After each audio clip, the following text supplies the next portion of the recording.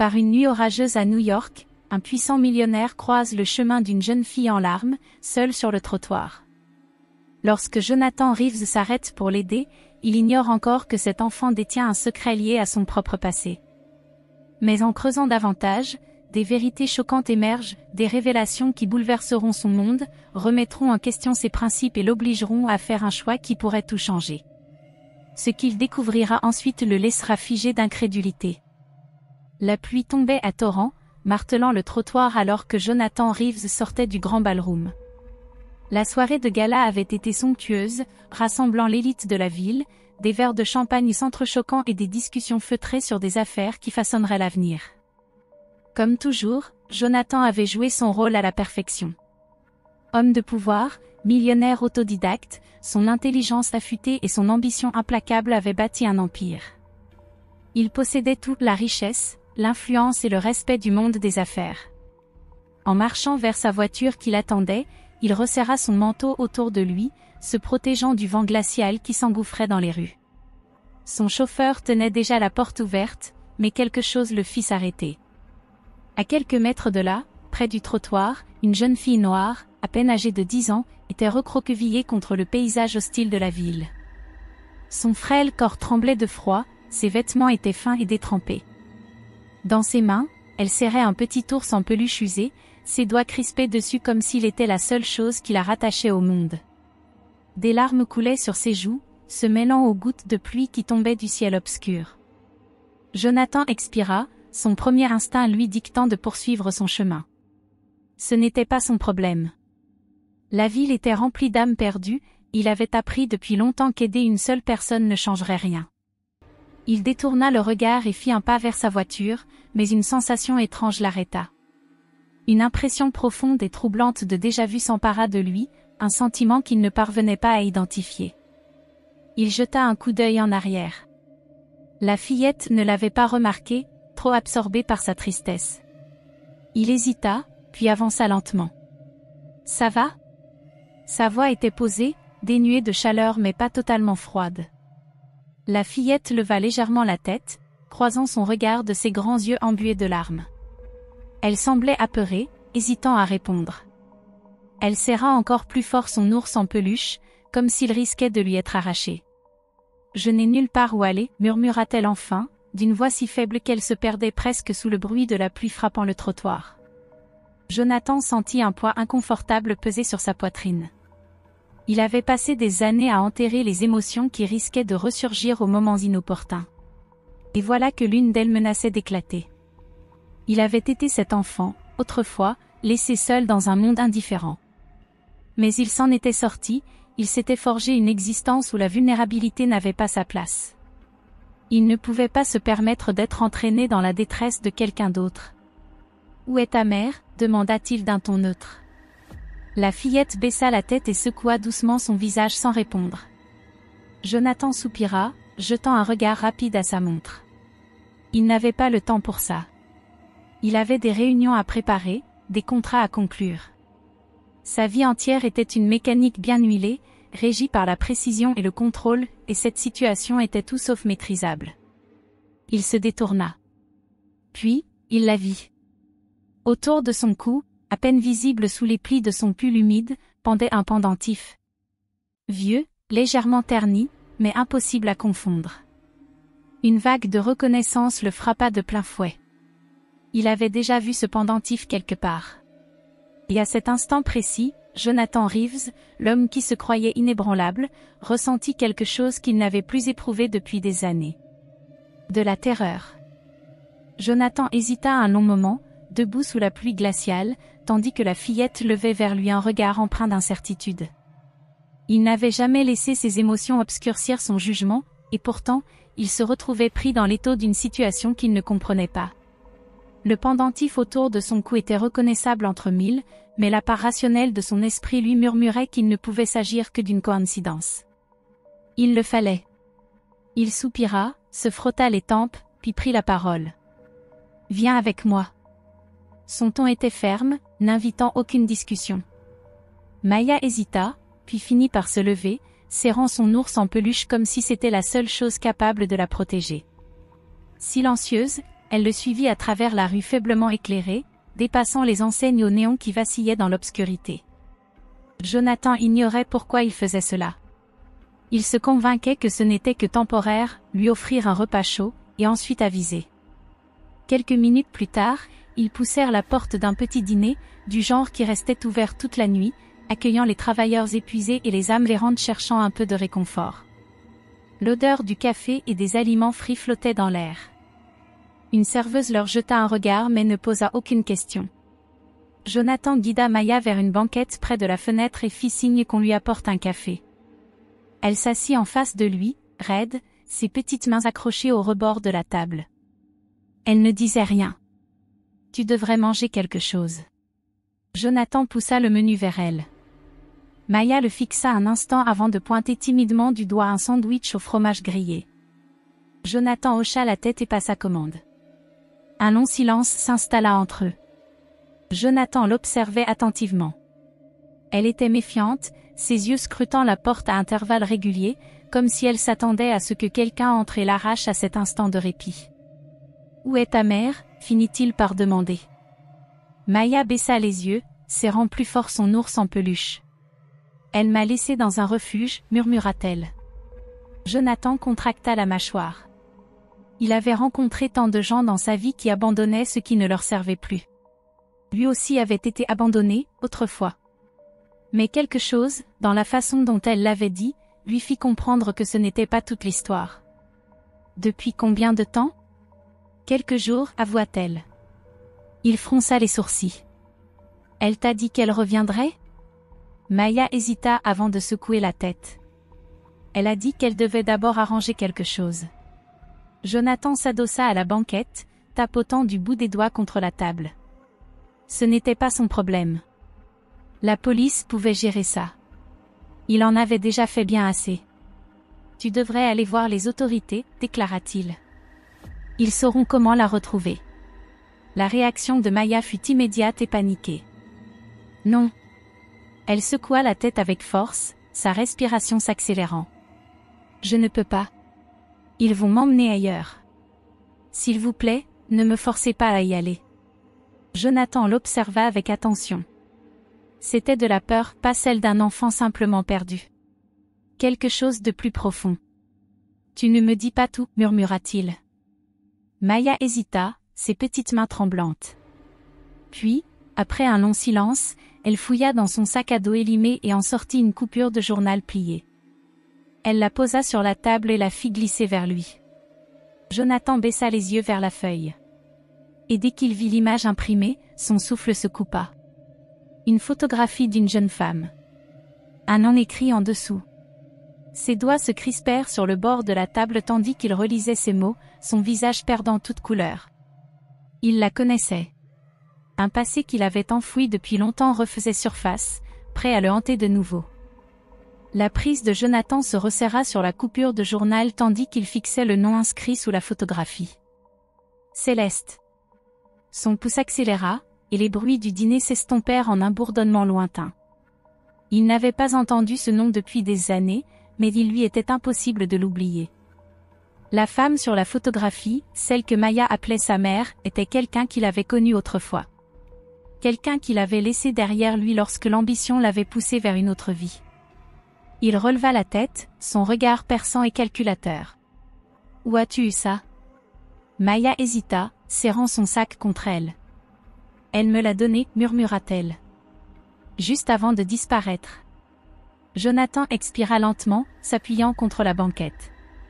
Son passé avait toujours su rester enterré, il y avait veillé. Il avait tourné le dos à cette vie, à l'homme qu'il était autrefois. Mais maintenant, face à lui, se trouvait une fillette qui aurait dû être une étrangère, et pourtant, quelque chose en elle lui semblait étrangement familier. « Comment la connais-tu » demanda soudain Maya, sa voix douce perçant le fil de ses pensées. Jonathan hésita une fraction de seconde. Il aurait pu mentir. Cela aurait été plus simple.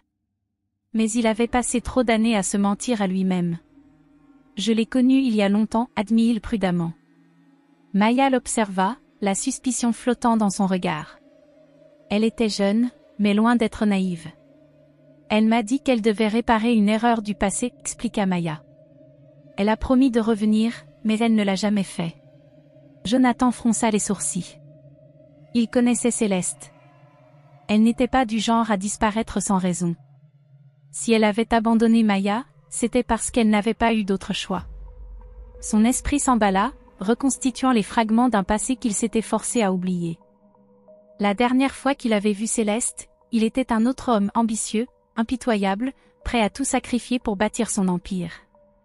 Ils avaient été jeunes, imprudents, et fous amoureux avant que la réalité ne les déchire. Lorsqu'il avait choisi l'ambition plutôt que l'émotion, Céleste en avait payé le prix. Et maintenant, une question le hantait. Maya pouvait-elle être sa fille? Cette pensée lui glaça le sang. C'était absurde. Impossible. Et pourtant, en la regardant, vraiment la regardant, il distingua quelque chose d'inquiétant. Il y avait une ressemblance, infime mais indéniable, dans la manière dont elle l'observait, dont elle se tenait, dans l'intensité silencieuse de son regard. Sa gorge se serra. Il avait besoin de réponses. Mais au moment où il s'apprêtait à parler, un changement brutal dans l'expression de Maya le figea. Ses yeux s'agrandirent, remplis d'une terreur pure. Son petit corps se tendit, ses mains tremblantes agrippant le bord de la table. Puis elle poussa un cri perçant. Jonathan tourna vivement la tête, juste à temps pour apercevoir une silhouette sombre postée derrière la vitre du dîner, les observant. L'inconnu ne bougea pas, mais le poids de son regard suffit à glacer Jonathan jusqu'aux os. Le souffle de Maya devint erratique, sa panique presque palpable. C'est lui, chuchota TL, à peine audible. L'instinct de Jonathan s'activa immédiatement. Ce n'était pas une coïncidence. Et soudain, il comprit, ce n'était que le début. La silhouette sombre derrière la vitre du dîner avait disparu en un instant, engloutie par la nuit pluvieuse comme si elle n'avait jamais été là. Pourtant, la sensation qu'elle laissait derrière elle s'accrochait à Jonathan comme un souffle glacé sur sa peau. Il avait bâti toute sa vie sur le contrôle, sur des risques calculés et des décisions précises. Et pourtant, en cet instant, rien ne lui semblait maîtrisable. Maya s'accrocha à la manche de son manteau, ses petits doigts crispés sur le tissu. « S'il vous plaît, murmura-t-elle, à peine audible sous le bourdonnement du dîner. Ne me laissez pas seule. » Jonathan expira lentement, baissant les yeux vers elle. Il n'était pas du genre à se laisser dicter ses actions par l'émotion, mais quelque chose dans la peur brute de sa voix l'atteignit d'une manière qu'il ne pouvait ignorer. Il n'avait jamais cru au destin, pourtant, tout ce qui s'était passé cette nuit-là ressemblait à plus qu'une simple coïncidence. « Viens, lâcha-t-il d'une voix rauque, se levant. On va trouver une solution. » Sans hésiter, Maya le suivit de près tandis qu'il retournait sous la pluie battante. Son chauffeur les attendait au bord du trottoir, mais Jonathan ne se sentait pas en sécurité à l'idée de l'emmener directement chez lui. Pas encore. Il donna une nouvelle adresse, un hôtel discret, loin des lumières de Manhattan, où il pourrait rester caché le temps de comprendre ce qui se passait réellement. Pendant le trajet, son téléphone vibra sans relâche. Son assistante. Il savait pourquoi elle appelait. Des contrats, des investisseurs, une réunion du conseil qu'il ne pouvait pas se permettre d'ignorer. Pour la première fois depuis des années, il laissa l'appel sans réponse. Le silence s'étira jusqu'à ce que la voiture s'arrête devant l'hôtel. Jonathan utilisa un alias pour l'enregistrement et guida Maya à travers le hall silencieux jusqu'à leur chambre. Rien d'extravagant, une suite standard, mais pour une enfant habituée à dormir dans la rue, c'était un véritable palace. Maya hésita sur le seuil avant d'entrer. Son regard parcourut la pièce, comme si elle s'attendait à ce qu'on lui dise qu'elle n'avait pas sa place ici. Jonathan retira son manteau et le jeta sur une chaise avant de se tourner vers elle. « Tu devrais dormir, dit-il. » Maya s'assit sur le bord du lit, ses petites mains agrippant la couverture. « Je ne dors pas beaucoup, avoua-t-elle. » Jonathan l'observa un instant avant de s'asseoir dans le fauteuil en face d'elle. « Pourquoi ?» Elle hésita, puis, pour la première fois depuis leur rencontre, elle se mit à parler. Elle parla des nuits passées dans des foyers où elle ne se sentait jamais en sécurité. Des adultes qui faisaient des promesses qu'ils ne tenaient jamais. De ces endroits temporaires où elle se réveillait toujours avec la peur de tout perdre encore une fois. Je ne me souviens pas de la dernière fois où je me suis sentie en sécurité, murmura-t-elle. Maman faisait de son mieux, mais elle fuyait toujours quelque chose. Jonathan écouta, sentant le poids de ses mots peser sur lui. Si Céleste fuyait, alors qui ou quoi essayait-elle d'éviter? Et pourquoi ne l'avait-elle jamais contacté? Un pincement de culpabilité lui serra la poitrine. Des années plus tôt, il avait cru que Céleste avait tourné la page. Qu'elle avait refait sa vie, tout comme lui. Mais et si, il s'était trompé? Jonathan se pencha, massant ses tempes. Il avait besoin de réponses, et il n'y avait qu'une seule façon de les obtenir. Il sortit son téléphone et composa un numéro qu'il n'avait pas utilisé depuis des années.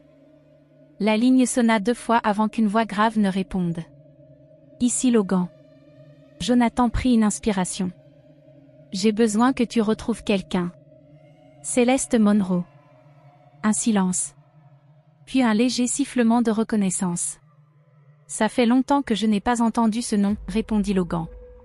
Jonathan serra son téléphone un peu plus fort. Je veux savoir où elle est. Ce qui lui est arrivé. Un autre silence, plus long cette fois. Lorsqu'il reprit la parole, la voix de Logan était indéchiffrable. Reeves, sois prudent. Il y a des choses que tu ne veux peut-être pas découvrir. La mâchoire de Jonathan se contracta. L'inquiétude qui couvait en lui depuis le début de la soirée se transforma en une sensation plus aiguisée, plus menaçante. « Qu'est-ce que tu sais ?» demanda-t-il d'un ton dur. Un long silence. Puis, je te recontactai. L'appel se coupa. Jonathan fixa son téléphone, l'esprit en ébullition. Il avait demandé des réponses. Mais il avait désormais l'intime conviction qu'il n'allait pas aimer ce qu'il allait découvrir. Jonathan était assis dans la chambre d'hôtel faiblement éclairée, regardant la ville détrempée par la pluie. Son esprit dériva vers une époque qu'il avait tenté d'oublier, une époque où il n'était pas encore l'homme d'affaires impitoyable que le monde connaissait aujourd'hui. Céleste était différente de toutes les personnes qu'il avait connues. Passionnée, ambitieuse, elle n'avait jamais eu peur de le défier là où d'autres s'inclinaient. À l'époque où il n'était qu'un jeune entrepreneur avide de réussite, elle avait été la seule à voir l'homme derrière l'ambition. Mais au final, l'ambition avait gagné. Jonathan avait choisi la richesse plutôt que l'amour, abandonnant Céleste pour poursuivre un rêve plus grand. Il s'était convaincu qu'il avait pris la bonne décision, que les émotions n'avaient pas leur place dans le monde qu'il voulait conquérir. Il avait bâti un empire. Mais à quel prix? Et maintenant, des années plus tard, une petite fille était assise en face de lui, la fille de Céleste. Peut-être sa fille. Maya bougea légèrement sur le lit, serrant dans ses bras le même ours en peluche usé qu'elle portait depuis leur rencontre. Maman fredonnait toujours une chanson quand je n'arrivais pas à dormir, dit-elle doucement. Jonathan tourna la tête vers elle. Quelle chanson? Maya hésita, puis commença à fredonner un air familier. Jonathan sentit son souffle se bloquer. Il connaissait cette mélodie. C'était la même que Céleste murmurait les nuits où ils rêvaient ensemble d'un avenir qu'ils n'avaient jamais eu. La voix de Maya était douce, fragile, mais chaque note portait un poids, des souvenirs, des regrets, une part de lui qu'il n'avait jamais vraiment abandonné. Ses poings se serrèrent. Céleste ne l'avait jamais oublié. Et maintenant, il devenait évident qu'elle avait essayé de le retrouver. Son téléphone vibra sur la table. Logan. Jonathan décrocha immédiatement. Dis-moi que tu as trouvé quelque chose. La voix de Logan était grave. J'ai fouillé comme tu me l'as demandé. Tu ne vas pas aimer ce que j'ai découvert. L'estomac de Jonathan se contracta. Vas-y. Céleste a été aperçue. Peu avant sa disparition. Logan marqua une pause. Elle a été vue dans les locaux de ton entreprise. Jonathan se leva d'un bond. Quoi? Reeves Enterprises. Les caméras de sécurité l'ont filmée dans le hall. Mais elle n'a jamais dépassé la réception. L'esprit de Jonathan tourna à toute vitesse. Céleste était venue pour le voir. Pourquoi? Et qui l'en avait empêché? Avant qu'il ne puisse poser d'autres questions, un autre appel s'afficha sur son écran. Victor Langley.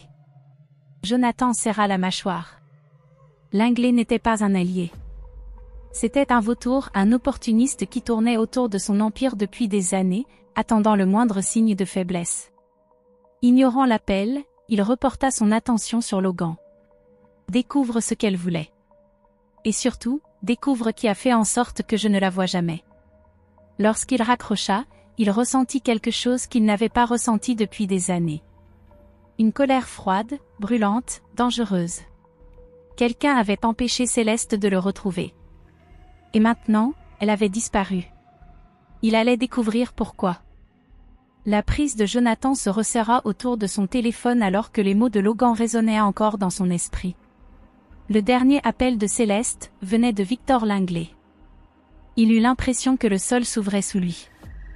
Victor Langley, son plus grand rival, un homme qui prospérait en détruisant les autres, avait été en contact avec Céleste avant sa disparition.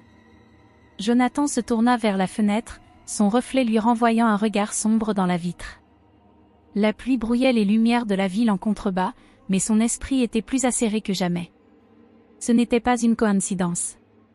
Céleste était venue le chercher, et peu après, elle s'était volatilisée.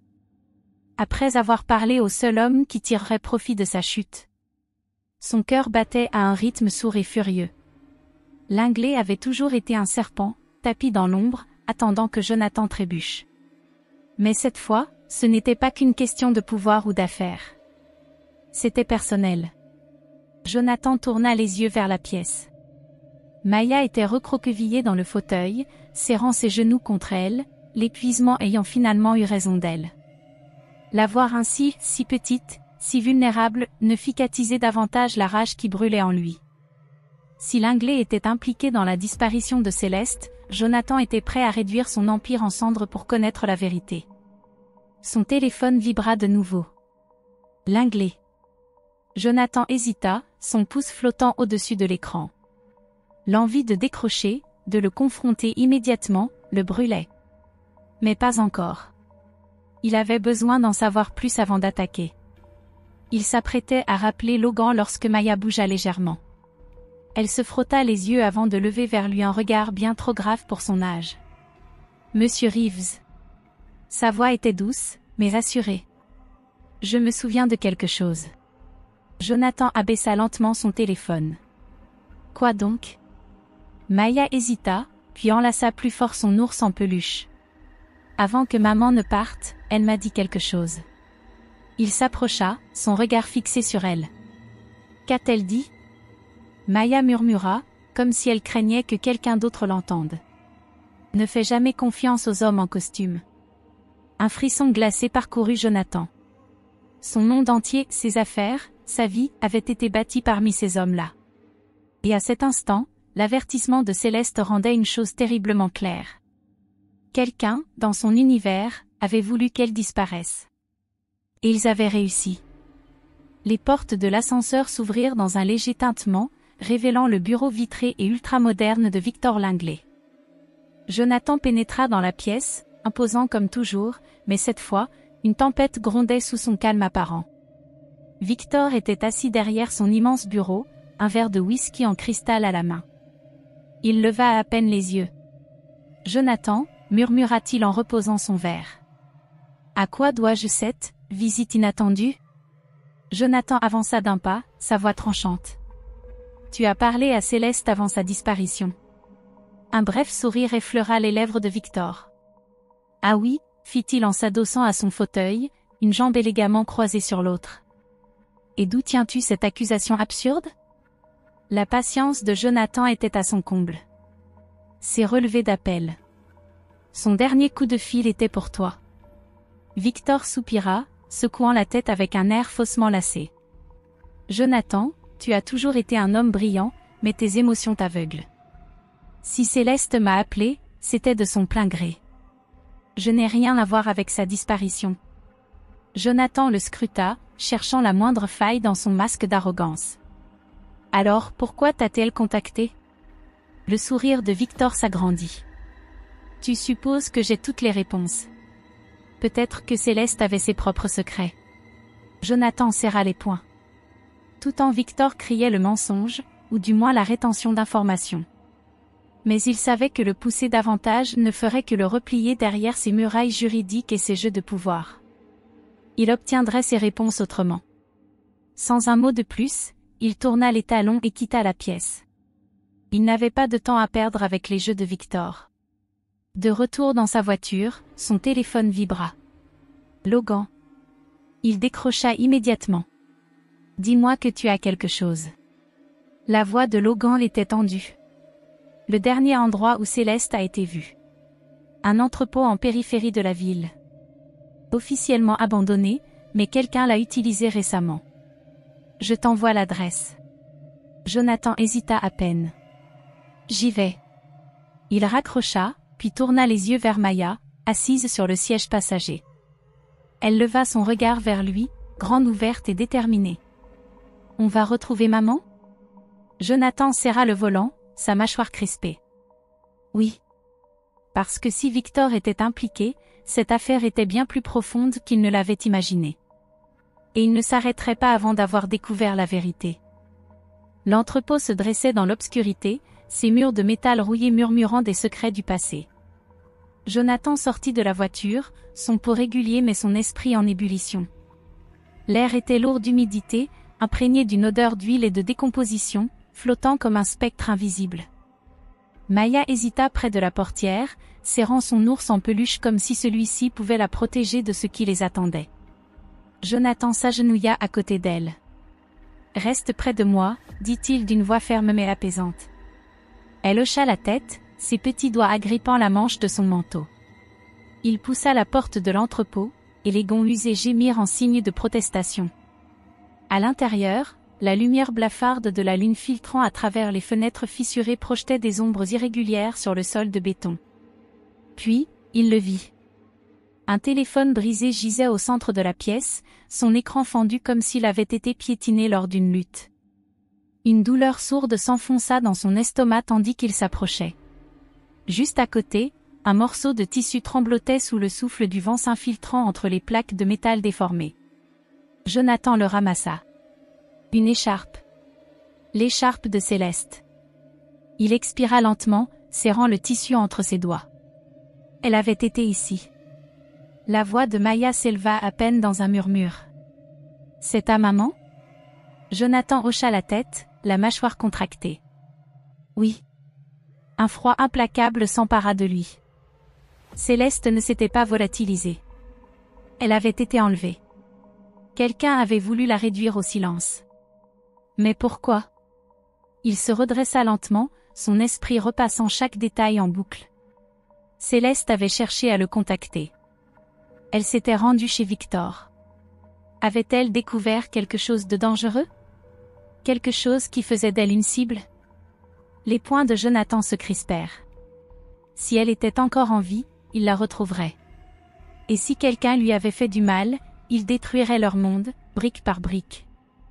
Maya frissonna et se rapprocha de lui. « J'ai peur. » Jonathan baissa les yeux vers elle, le poids de la responsabilité s'abattant sur lui. Il avait passé sa vie à prendre des décisions impitoyables, à choisir le pouvoir avant les personnes.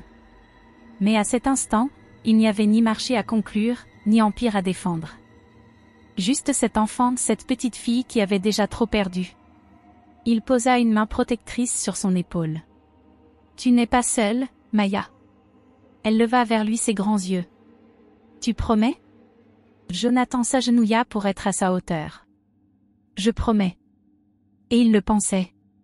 Ce n'était plus une question de rédemption. Plus une affaire de remords. C'était une guerre. Et Jonathan Reeves ne perdait jamais une guerre. Jonathan était assis dans son bureau, la silhouette de la ville s'étendant derrière lui comme un royaume qu'il avait passé des années à bâtir. Mais pour la première fois, il ne ressentait plus le pouvoir que cela lui procurait l'autrefois.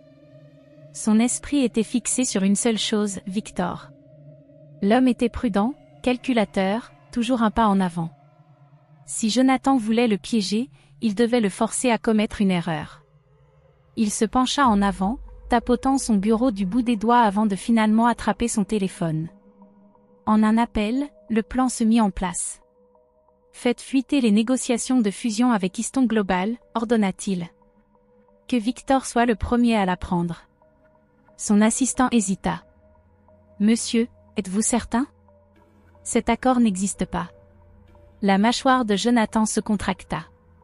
Il n'a pas besoin d'exister. Victor mordra à l'hameçon. Victor avait bâti sa carrière en se jetant sur ses adversaires comme un vautour, détruisant tout ce qui pouvait renforcer Jonathan. S'il pensait que ce dernier était sur le point de conclure un accord à plusieurs milliards, il ne pourrait pas s'empêcher d'intervenir. Et au moment où il bougerait, Jonathan serait prêt.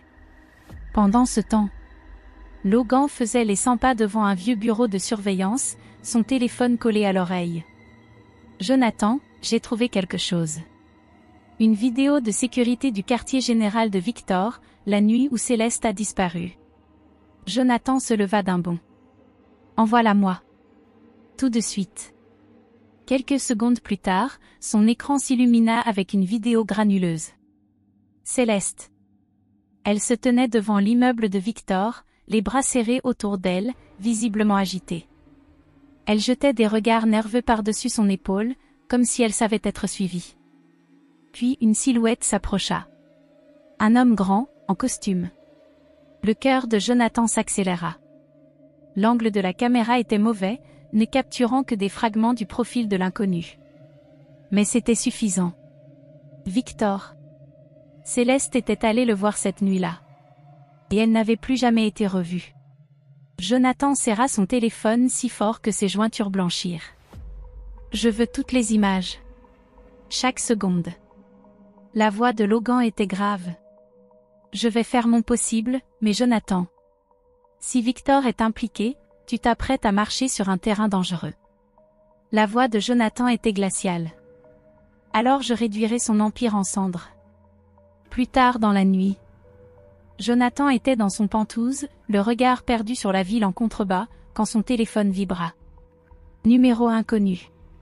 Il hésita, puis décrocha. Qui est-ce? Un silence pesant. Puis une voix faible, brisée. Jonathan, aide-moi. Son sang se glaça. Céleste? Son ton devint tranchant, urgent. Où es-tu? Un souffle tremblant. Puis, un bruit sourd. Un cri étouffé. La ligne se coupa. Jonathan resta figé, le téléphone toujours pressé contre son oreille. Céleste était en vie. Mais pour combien de temps encore? La nuit était lourde de tension alors que Jonathan serrait le volant, la mâchoire crispée. Logan était assis à ses côtés, suivant le signal du dernier appel de Céleste. Les chiffres sur l'écran menaient à un entrepôt abandonné en périphérie de la ville, loin des tours scintillantes où Jonathan avait bâti son empire. Maya était à l'arrière, ses petites mains agrippant son ours en peluche, observant Jonathan en silence. Il lui avait ordonné de rester à l'hôtel sous protection, mais elle avait refusé. « C'est ma maman », avait-elle murmuré. « Je dois être là. » Jonathan n'avait pas pu discuter. Il comprenait ce besoin de se battre pour ce qu'on aime. Alors qu'ils arrivaient sur place, Logan vérifia son arme. Il pourrait y avoir des gardes. La voix de Jonathan était tranchante. Alors on passera à travers. À l'intérieur de l'entrepôt. L'endroit était sombre, seulement éclairé par une ampoule vacillante dans un coin. L'air sentait la rouille et le bois humide. Puis un bruit faible. Une toux étouffée. Le cœur de Jonathan s'emballa. Il avança rapidement, enjambant des caisses brisées et des débris éparpillés jusqu'à ce qu'il la voie. Céleste. Elle était affaissée contre un poteau métallique, les poignets attachés lâchement, le teint pâle. Mais elle était vivante. Céleste, souffla-t-il, la gorge serrée. Ses paupières papillonnèrent. Lorsqu'elle le reconnut, un soulagement immense se peignit sur son visage fatigué. Jonathan. Maya poussa un petit cri brisé et se jeta dans les bras de sa mère. Jonathan détacha ses liens avec douceur. « Qui t'a fait ça ?» La voix de Céleste était faible mais claire. « Victor. Il a découvert que j'avais les preuves de ses fraudes. Il voulait me réduire au silence. » Les poings de Jonathan se serrèrent. Céleste trembla en sortant quelque chose de sa poche, une clé USB. Tout est là. Compte offshore, sociétés écrans, pot de vin politique. Elle leva les yeux vers lui. Si ça sort, Victor perd tout. Jonathan prit la clé et hocha lentement la tête. Alors finissons. L'affrontement final. Le lendemain matin, le monde de la finance explosa en plein chaos. Jonathan exposa Victor publiquement, divulguant les preuves à la presse et aux enquêteurs fédéraux. En quelques heures, l'empire de Victor Lingley s'effondra, son nom s'étalant sur tous les médias, ses actifs gelés, ses alliés l'abandonnant comme des rats fuyant un navire en perdition. Jonathan observait les gros titres depuis son bureau, son expression impénétrable. La justice avait été rendue. Mais ce n'était plus une question de vengeance. C'était devenu bien plus grand que ça. Il se tourna et vit Maya et Céleste debout sur le seuil. Pour la première fois depuis des années, Jonathan ressentit quelque chose de plus fort que le pouvoir. Il ressentit un foyer. Jonathan se tenait près de la fenêtre de l'hôpital, regardant la ligne d'horizon de la ville. C'était la même vue qu'il avait admirée pendant des années, un symbole de tout ce qu'il avait construit, pouvoir, statut, un empire intouchable. Pourtant, en cet instant, cela lui semblait creux. Derrière lui, Maya était assise sur le lit d'hôpital, serrant fermement la main de sa mère. Les médecins leur avaient assuré que Céleste se rétablirait, mais les blessures émotionnelles étaient bien plus profondes que les blessures physiques. Jonathan se retourna pour les regarder. Pour la première fois, il vit ce qui comptait vraiment. Il avait passé sa vie à courir après la richesse, croyant que l'argent était la preuve ultime du succès. Il avait sacrifié l'amour, l'amitié et même sa propre conscience pour atteindre le sommet. Mais maintenant, en regardant Maya et Céleste, il comprenait enfin la vérité, le pouvoir ne signifiait rien sans les personnes qui donnaient un sens à la vie. Une décision qui change tout. Plus tard dans la journée, Jonathan arriva à son bureau, accueilli par la routine habituelle, des assistants affairés, des appels urgents, des accords à conclure. Mais cette fois, quelque chose était différent. Victor avait été anéanti, mais le monde des affaires trouverait toujours un autre homme comme lui, prêt à tout sacrifier pour la cupidité. Jonathan ne voulait plus être cet homme. Son assistante entra, une pile de documents à la main. Monsieur Reeves, le conseil attend votre décision concernant la nouvelle fusion. Jonathan l'interrompit doucement. Annulez-la. Elle cligna des yeux, surprise. Pardon? Jonathan expira lentement, sa voix calme mais résolue. Je démissionne. Les mots semblaient étrangers dans sa bouche, mais aussi, justes. À compter d'aujourd'hui, je transfère le contrôle majoritaire de l'entreprise à une fondation qui offrira un logement et une éducation aux enfants défavorisés. Il marqua une pause. Y comprit ce comme Maya. Son assistante resta figée. Vous êtes sûr? Jonathan jeta un dernier regard au rapport boursier encadré sur son bureau, les symboles de son passé. Puis, il tourna les yeux vers la porte, où Maya et Céleste l'attendaient. Pour la première fois de sa vie, il en était absolument sûr. Le soleil se couchait sur la ville alors que Jonathan, Maya et Céleste se tenaient ensemble devant une maison discrète en banlieue. Pas un penthouse, pas un domaine luxueux, juste une maison. Elle était modeste comparée à ce que Jonathan avait connu, mais pour la première fois, il avait l'impression d'être exactement là où il devait être. Maya tira sur sa manche. On va vraiment rester ici? Jonathan s'accroupit à sa hauteur, une chaleur rare dans son regard. Oui. Nous sommes chez nous. Pour la première fois depuis cette nuit orageuse où il l'avait rencontrée, Maya sourit, un vrai sourire, sans retenue. Céleste, debout à leur côté, observait Jonathan avec attention.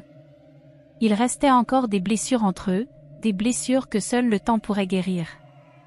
Mais dans ses yeux, il n'y avait plus de colère, juste une compréhension silencieuse. Elle posa une main sur son bras. Tu l'as vraiment fait. Tu as tout laissé derrière toi. Jonathan expira lentement. Il avait tourné le dos à une vie qu'il avait autrefois définie, mais en retour, il avait trouvé quelque chose de bien plus précieux. Ce n'est pas l'argent qui fait un homme, dit-il doucement, presque pour lui-même. Ce sont les personnes pour qui il choisit de se battre. Le dernier regard. Plus tard dans la nuit, Jonathan se tenait devant un miroir. Il observa son reflet, le costume impeccable remplacé par une tenue plus simple. L'homme d'affaires froid et intouchable avait disparu. À sa place se tenait un homme qui avait été brisé, puis reconstruit par quelque chose de plus grand que l'ambition. Derrière lui, Céleste bordait Maya dans son lit, lui murmurant des mots tendres. La petite main de Maya se tendit et attrapa celle de Jonathan. « Bonne nuit, papa, murmura-t-elle d'une voix endormie. Jonathan sentit sa gorge se serrer. Il avait passé des années à bâtir sa fortune, mais ce soir, pour la première fois, il se sentait véritablement riche. Alors que les lumières s'éteignaient, il jeta un dernier regard au miroir, non pas à l'homme qu'il avait été, mais à celui qu'il était devenu.